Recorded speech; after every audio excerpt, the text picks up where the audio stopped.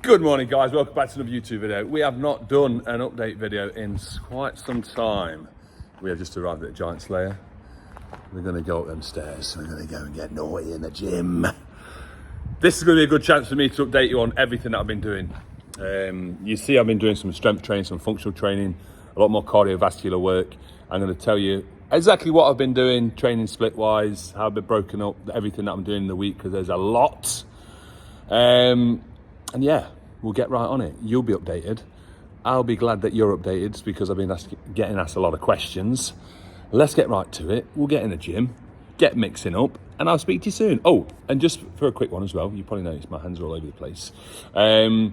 This is on the iPhone today. The camera's at home, it's not charged. I didn't charge it after the podcast. So hopefully the picture quality looks all right.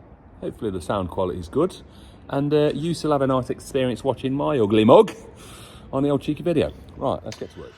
Right, guys, welcome. So this is the update most of you have been waiting for. I've been getting a lot of questions about why I'm training this way, what I am actually doing, and how I'm improving my functionality, my fitness, and maintaining, you know, what I would consider now a good standard physique, and a physique that I'm very happy with.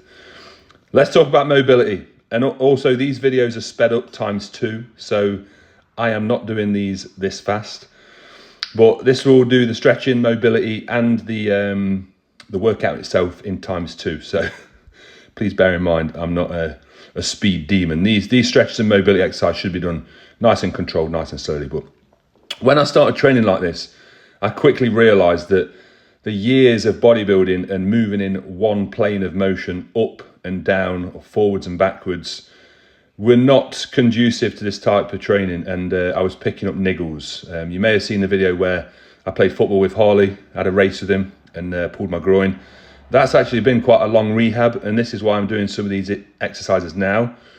Strengthen up the glutes, strengthen up the adductors, but not in the typical way that bodybuilders would, just obviously performing the exercises.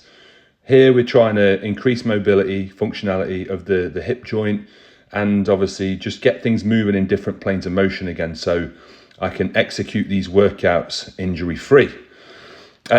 One big point to note was that when I started doing these workouts, I was doing a lot of cardio to try and get the weight down, try and increase body composition, and I was hemorrhaging strength. My strength was dipping a lot. So the program I'm going to discuss today, and the split, has been designed by my good friend who's appeared on the channel a few times before. You will know him as Sam Bollins or SB Performance Coaching. The link is in the description if you do want your own strength program building out, because I'll be honest with you, having his help with how to manage strength and get stronger whilst losing body fat is very, very, very hard to do. But he is doing an awesome job of programming me each individual 4-week split. So I'm currently on a 4-week program from him at the minute. I train Monday and I do a bench session. Now, the strength program is obviously really wrote around the main compound lifts: bench, deadlift, squat, and overhead press. But there are some ancillary bodybuilding exercises in there, which Sam programs specifically for what your aim, what your goal is, what your sport is, or what you're trying to work towards at the time. So I'm not going to go through the ancillary movements. I'm just going to tell you the main ones, because Sam's the man with this. He will tell you what you need, how many reps, how many sets, how much rest, and I'll be honest with you, it's a very, very good price. We do something together whereby you can get the strength program and the nutrition program if you come to us. So that might be something worth considering, but all the links will be in the description, so take a look. So yeah, Sam has me on it's like a push-pull. So on a Monday, I'll do bench and I'll do some back rowing exercises, but the bench is the main strength lift for that day. The second day is legs, and I'll do 2 squat variants on that day, and then some hamstrings and some calves. The third day, I'll have Wednesday off, and I'll do third day on Thursday. Will be a push again, but it'll be the overhead press this time with some ancillary chest and delts. And then the last day is the favorite day of the week, deadlifts. So yeah, that is covering all bases with the strength work. And I'm feeling a lot better. With the diet, I'm looking a lot better because this has all been kind of recon for me. It's a new area, very much, closely related to bodybuilding. But what I've had to do is I've had to disconnect my bodybuilding brain in a lot of ways. And I've now got to kind of specify my diet around my performance and my ability to perform whilst getting in shape. Whereas bodybuilding is very much what you look like counts a lot more. So our diet is not as specified towards our performance. A lot of people obviously will probably disagree with that, but in a diet phase, for example, I would place high priority on getting in shape. So yeah, performance is a factor, but obviously what you put in your mouth and how many calories you're eating is going to be the defining factor in that. So now my goals have changed. I want to be functional. I want to be strong. I want to look good. And that comes at a basic trade-off with the diet. It's been hard to find how much food is the right amount of food to eat. Currently eating about 4,000 calories a day because my output is high. On the off days of the strength training, which is 4 days a week, weights, I will do a Wednesday and a Saturday like this, the workout you're going to see now, which is a functional HIIT-based workout. Basically, I want to train my heart rate in a high zone. So I want my heart rate to be 160 to 180 beats a minute. And I want to train that heart rate such as it will, recover fast. Because when you're doing cardio, guys, the heart's a muscle. The best way to train the heart is to elevate that mother effer and get it back down again and check that recovery of the heart, because the heart efficiency or the heart rate variability is what we need to be focusing on. And that's why I've moved away from a lot of the list cardio, which bodybuilders do, because I'm just going to be honest with you, list cardio does near enough naff all for the cardiac respiratory system. It will do something, but not a great deal. And I've programmed my athletes as such now as well, that they will be doing HIIT cardio instead of lists, just for heart health, for longevity, for performance. Because let's not forget that if you can perform your at higher heart rates and you're fitter, that's going to lend well to the heavy high rep sets of your main lifts, your squats and your deadlifts and your leg presses. So this goes hand in hand with performance, but with progress, with extra muscle in your off season or your diet phase. I think HIIT cardio is like really overlooked when it comes to bodybuilding. So please bear that in mind.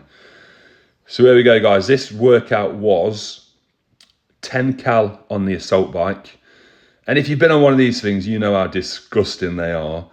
They are absolutely disgusting and definitely worth a try. This one actually took me a while to just get my confidence with my breathing.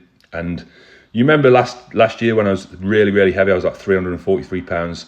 And I was having panic attacks doing normal stuff, doing normal sets in the gym because the cardiac fitness wasn't there. So it's took me a while to build that confidence mentally to be able to execute this type of training. But you can see here, I'm balls out, 10 calorie on the bike, 10 bar over burpees. I think I did 12 the first set, but it's 10 calories on the bike, 10 burpees, and 1 minute rest times 10 sets. The aim is to complete the bike and the burpees in 1 minute, and then you rest for 1 minute. So the workout should take you 20 minutes.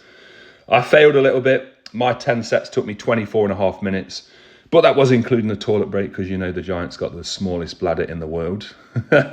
And it wouldn't be a CrossFit session if you didn't take your top off. That's what I've been told by these elite CrossFitters.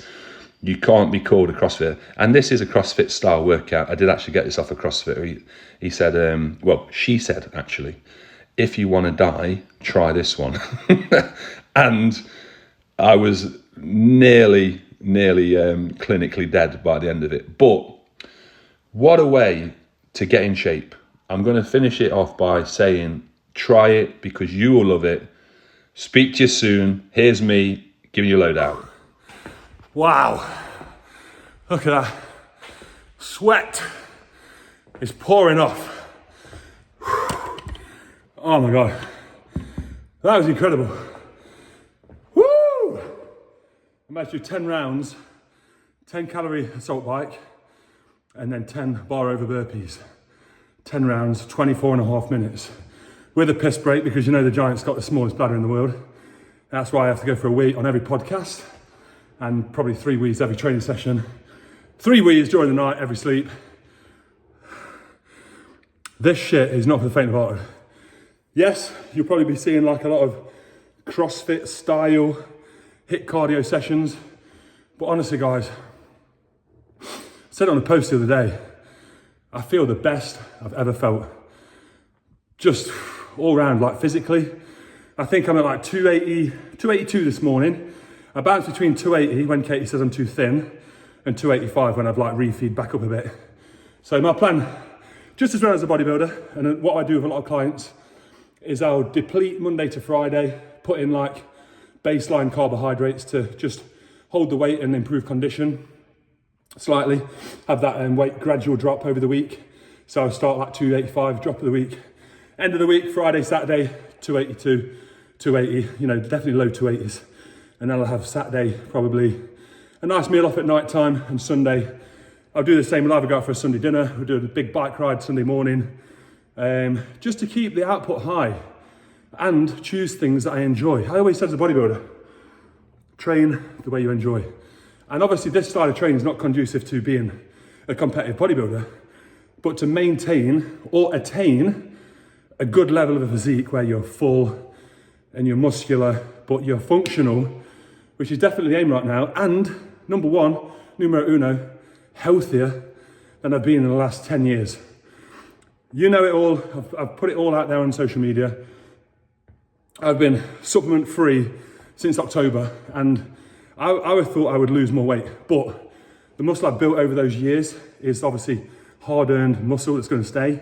What I've lost is perhaps a bit of fullness, a bit of size, but really just that intracellular swelling that you get from the extra water retention from certain things. So all in all guys, I feel the best I've ever felt. I would swap anybody that I knew onto this style of training. There's going to be a lot more to come out about competitive bodybuilding and the upsides and the downsides, because don't get me wrong, I have a lot to thank bodybuilding for. It's what's made me the person I am, the person I am, not just obviously me, for my family, my friends and the people who know me, but my identity on social media and my character. So I would never ever like slate bodybuilding, but I do think there's a lot to learn, especially in this new climate, this new culture, this new age of social media where people want things yesterday, where they're perhaps using certain supplements to attain things at a faster rate and using more than they ever really should be doing. There's a lot more to come out in terms of like health and longevity, and I want to be one of, I'm not saying I am, I'm saying I want to be one of the pioneers in the sports industry, health and fitness industry, to pioneer health and longevity over the mental aspects of trying to chase, trying to keep up, what I did for many years was trying to kind of gain people's credit, gain people's acceptance, gain a certain level of, a certain level of trust, but a certain level of respect. You can all do that, but you can do it in a much healthier way. And these types of workouts, oh God. I'll go over my split. Obviously, I think I probably will when I do the voiceover for the workout. But it's been a pleasure, guys. Thank you very much for tuning in. I've got loads of cool collabs coming up on the channel. You're gonna love it. So I've kind of been keeping quiet on YouTube, keeping content back, because I know there's loads to come.